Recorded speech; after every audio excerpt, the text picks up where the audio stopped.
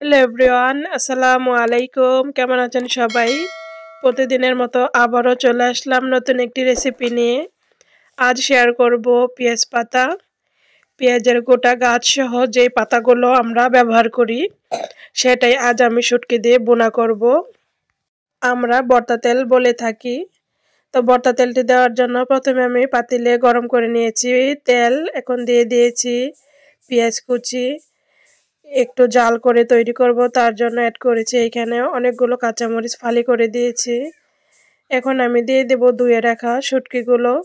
এইখানে আপনারা যে কোনো পছন্দ মতো শুটকি নিয়ে ব্যবহার করতে পারবেন। আমি পেঁয়াজের সাথে শুটকিটা কয়েক সেকেন্ড ভেজে নিব।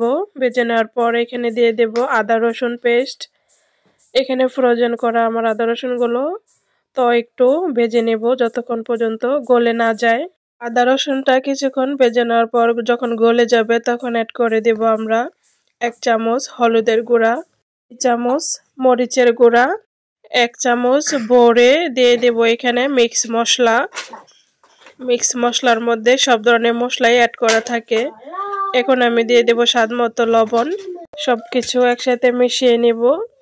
কিছুক্ষণ নেড়েচেড়ে ভালোভাবে মিশিয়ে নেওয়ার পর এখানে আমি কষানোর জন্য অল্প পরিমাণ পানি অ্যাড করে দিব। পানি দেওয়ার পর মশলাটা মিডিয়াম আছে এখন ভালোভাবে কষিয়ে নিতে হবে। মশলাটা কষিয়ে নেওয়ার পর যখন ওপরে তেল উঠে আসবে তখন আমরা অ্যাড করে দেব কেটে রাখা সবগুলো সবজি।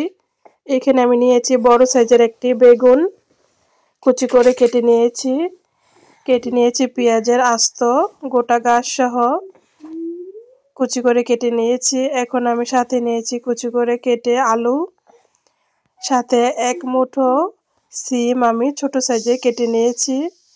এই সবগুলো উপকরণ দিয়ে এখন আমি ভর্তা তেলটি তৈরি করব। কেটে রাখা সবজিগুলো এখন আমি অল্প অল্প করে অ্যাড করব, তারপরে আমি ঢেকে রান্না করব।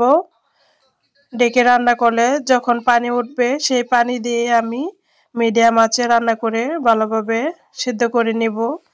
আর পানি অ্যাড করব না, তাহলে একটি আঠালো আঠালো সুন্দর ভর্তা তেল হবে।